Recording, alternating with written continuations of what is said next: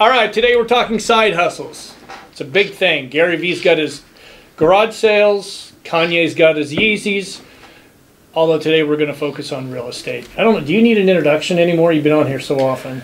You know, I doubt it. George Pino, Commercial Brokers International CEO, and a partner of mine. And so, side hustle in real estate is something that it sounds great, right? And every Uber driver and Lyft driver I get into, they go, they ask, you know, what do you want? What do you do for a living? And I'm telling them, real estate investor and brokerage. And they go, oh, I want to do that someday. So they're always looking for the side hustle. So I think we can give you some key information to really help you get headed down the right path of the side hustle. I'm all for it if it's done right, but you've got to treat it like a business. That's the number one thing. But George, let's start off with a different. I think there's 9 or 10 that you think are good ways to go. Flipping homes is always the number one thing everybody's going for, but I don't see how this market. No, I think you know, a lot of times when you're looking at flipping homes, I think the first-time investors, they really, it's not really investing. It's more about the hope that it's going to appreciate, or they're thinking it might. So, you know, realistically, there's flipping homes, but there's also, instead of flipping homes, you can also buy and hold the homes for investment purposes, for income coming in. You have smaller residential properties as well, the 1 to 4 units, which still qualify for single-family resident loans. You know, and then you have multifamily properties that are more commercial, for 5 units and up. And then, of course, speaking of commercial, you have small retail, small office, small industrial, and then also if you're just looking to get started, you can have the opportunity for REITs or even crowdfunding. You know, so there's a lot of opportunities. First and foremost, I want to make sure everyone understands that, you know, when I hear side hustle, the key word there is hustle, because all these are going to require some sort of work that you got to put into it, and you got to hustle to make it work. Yeah, well, and again, it goes back to what I just said a few seconds ago, is you've got to treat it like a business. Absolutely. You've got to start off. You're going to be flipping homes. You better know that market better than anybody else knows that market. Because if you're going to be buying it, putting money into it, you've got to recoup that money. There's one thing that George always says, it's you want to be an investor, not a speculator. You know, being a speculator is completely different. You know, that's a whole different ball game. But if you're going to be an investor, you need to be educated on the dynamics of the market. You need to make sure you're doing all your due diligence, and you know, before you put anything down on that property, before you go into escrow, make sure you do it all. Now, flipping homes, that's something that we did. We tried it for a while. We actually were very fortunate that the time that we got started, we were buying small bulks, you know, 4, 5, 6 homes from banks, and they would give us 2 or 3 properties that were good, and the rest of them were absolute trash. But we had to flip out of those, so we do a quick fix on those, get them rented out, or we would flip out of them. You know, it can really be a great way to do it, but it's also very high risk. So before you even start, you want to look at what kind of return are you looking for. You know, make sure you know if you're looking for a 4 or 5% return. Not that hard to do, right? Not at all. Shouldn't. You're looking for a 10, 15% return.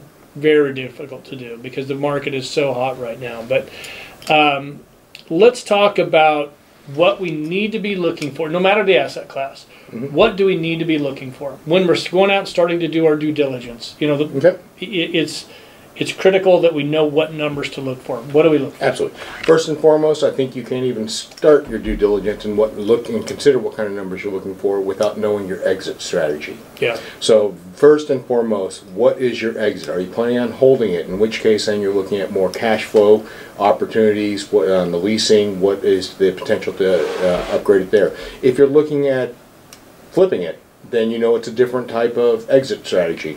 If you're looking at repositioning it, if it's a commercial property, bringing in a different tenant base, then it's completely different. So you really need to understand your exit strategy first and foremost. Before you do any of the due diligence, understand how you're going to approach this property, what you're going to do, and then you build your business plan around that. From there, you then go into the due diligence of the property itself. You want to start looking at, you know, if it's a straight investment, you know, what are your expenses going to be? What are your operating costs?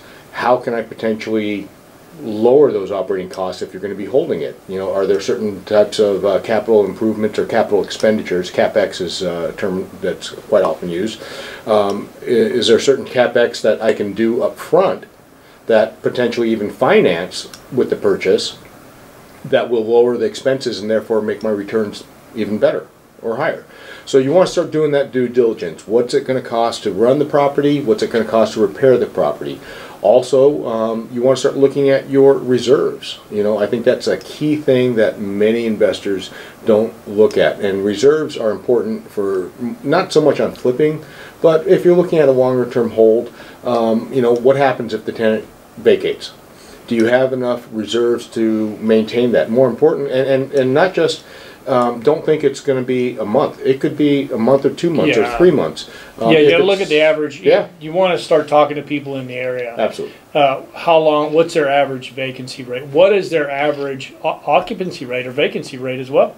Absolutely. You need to know all of that. Absolutely. Rent surveys. Yep. Help quite a bit. Make sure that your property is positioned appropriately and competitively within the market. That you know, maybe the person you're buying it from gave a lot of concessions to get them in at a higher rental rate, so it looks better, but it may not be sustainable when it comes time to the lease renewal. So those are things that you want to take a look at when you're doing your due diligence as well, and that goes for both residential and commercial properties. Also bear in mind that part of your reserve shouldn't just be in case the tenant vacates, but what happens if one of the major systems, something happens to it, you know, or even if you have insurance for it, you know, there's typically still a deductible. A lot of times it's $10,000 or more. You want to make sure you have that. You know, something comes in, you have wind damage, you have to replace the whole roof, but it's a $10,000 deductible. So you want to make sure you have those reserves readily available, or you can tap into it in case you need it. Some commercial properties may take upwards of a year to lease, you know, to reposition. Especially on the office and retail right now. Especially office and retail, absolutely. But and again, if you have a smaller office and retail property, you want to make sure the tenant you're putting in there is going to be there long term, because you're going to do 3-5 year leases. You want to see their financials. You want to make sure that, you know, their P&L. If you don't know how to read a P&L, you better learn very quickly. Make sure you take a good look at it, understand, you know, and their business experience. What have they done in the past? Now, if they're a newbie, it's their first location, you know, be smart about it. Maybe a bigger deposit or something like that can really help you. Yeah, well, you know, this is how I explain it to a lot of the agents that are starting off when I tell them to, we're talking about how to qualify out a client or a tenant, and you want to look at it from a landlord's perspective.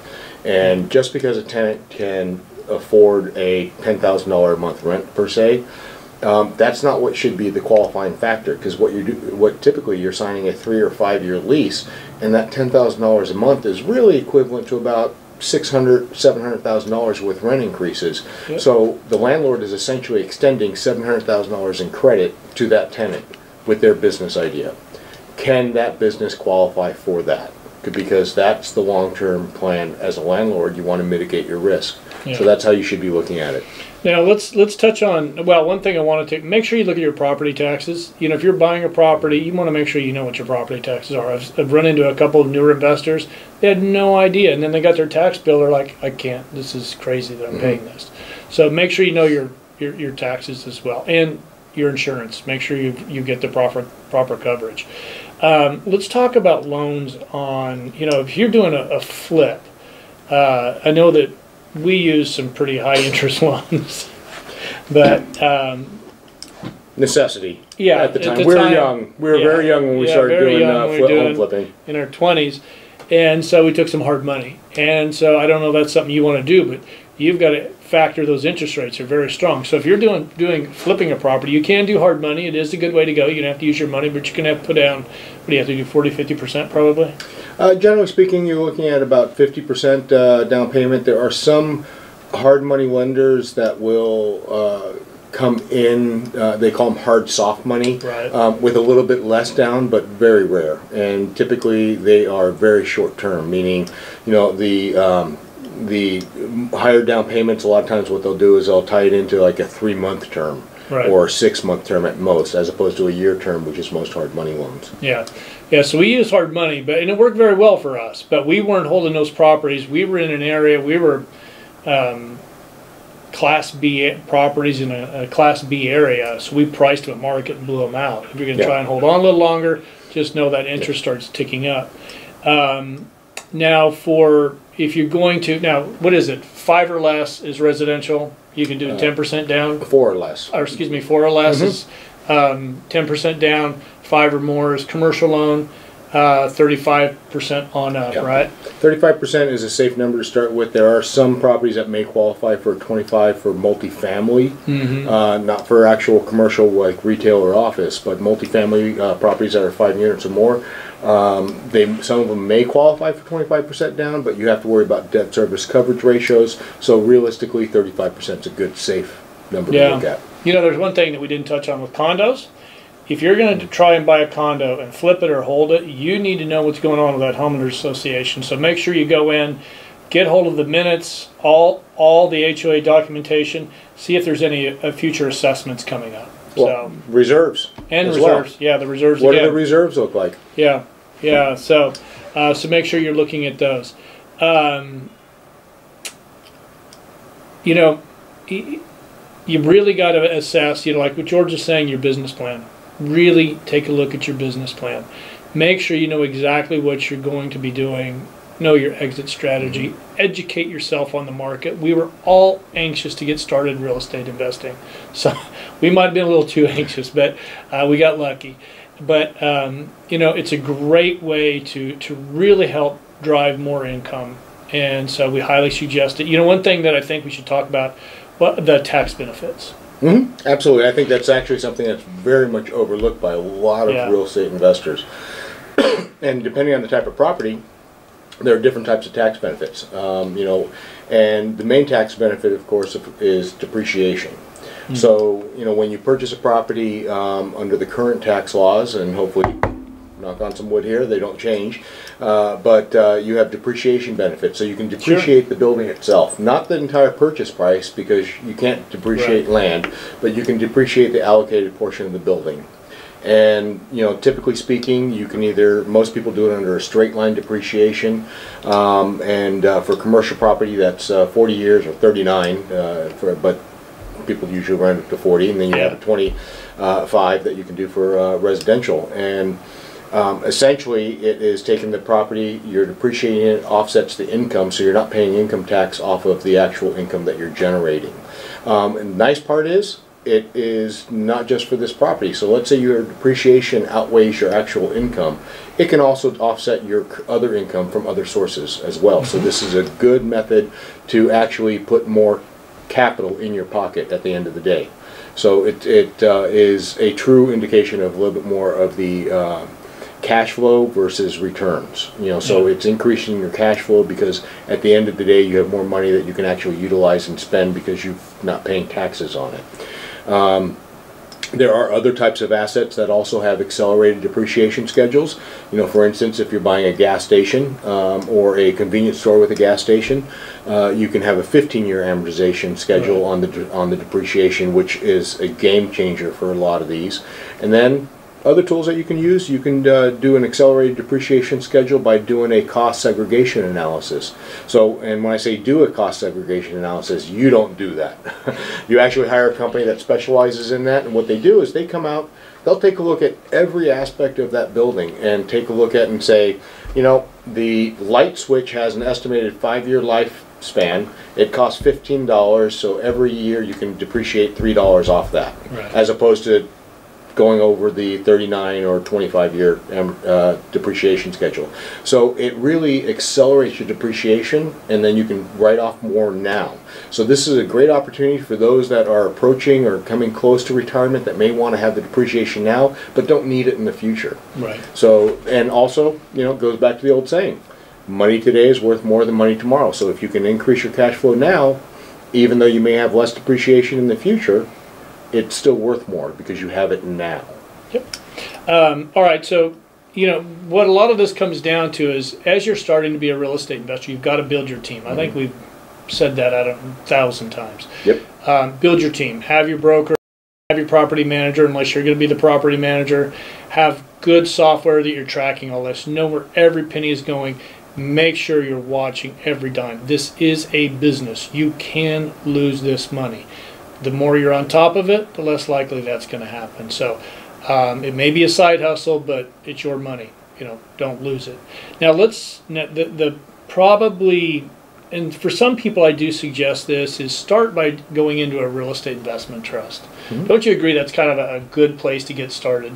It's a good way to get started. It's not as hands-on. It's not as hands-on at all, by any means. It can be definitely a good place to get started because it allows you to get an idea for real estate, how it's working. Even the other option is also syndications, because syndications will give you a little bit more insight because you typically see the business plan of the sponsor who is sponsoring the property, and it's a little bit more deal flow driven versus a real estate investment trust, which is a little bit more just here's the money and you're looking at the prospectus and what's happening down the road. Syndications are still fairly risky though. You've got to know the people, the principles of putting this together, what their experience level is, and the same with the real estate investment trust. You don't just go find a first real estate investment trust to invest in it. You want to do your research on it, make sure they've been around a while, what is their track record, really take a good solid look at it. So do your due diligence on them just as much as you do it on a property. So syndications, real estate investment trust. Now crowdfunding is something that I have no experience with. I've never done that, but I know that there's some good crowdfunding companies out there that you can invest in, and they're specifically for real estate. I believe Fundrise, CrowdStreet, and there's others. There's just ones that I know off the top of my head, but you can put a limited investment in, and really, you can really see the paperwork that's coming in. You can see the whole process. So that's always a good way as well. Mm-hmm. No, absolutely. And a lot of the crowdfunding that is out there right now, it's more of a catchphrase that they're using. A lot of it is structured as sponsorships or syndications. So, again, you have to do your research.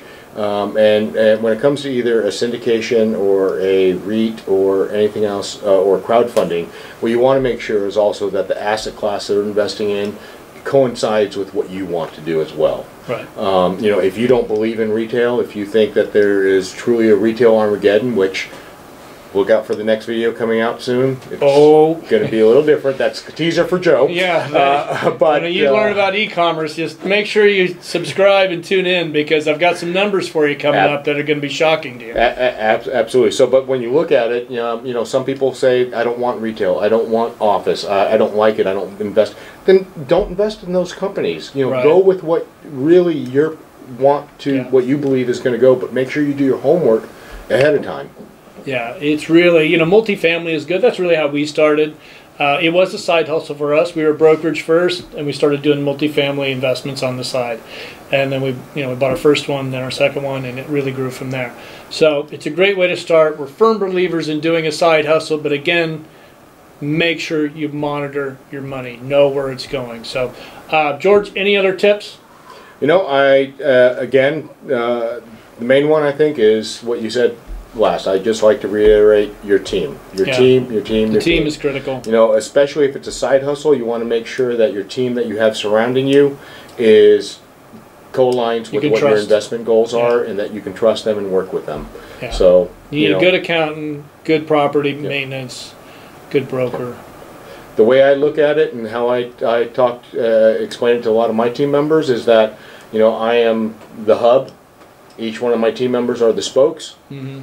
I don't want to really hear from them if everything's going well and great. That's all nice and good. I'll see the numbers anyways at the end of the month. But if there's a problem, I want to be the very first person they call, because I'm also talking to the other spokes, and I may be able to adjust and work around, what may be needed, whether it's talking to the lender to do, I have this coming up, so I need to arrange this for the loans, or this, the tenant, the property management company, what's going on, what's happening. I need to be the hub. So I need to make sure my team members understand that, and they contact me first if there's any issue. Yeah, weekly meetings are a must. So, all right, thank you for tuning in. If you haven't done so, please subscribe. If you have further questions for George and myself, DM me. And if you have questions and you want to come on camera and you're willing to ask your questions on camera, we're looking to do more live videos with some of our subscribers. So please do reach out. Love to have you on the show, and tune in every week. Thank you.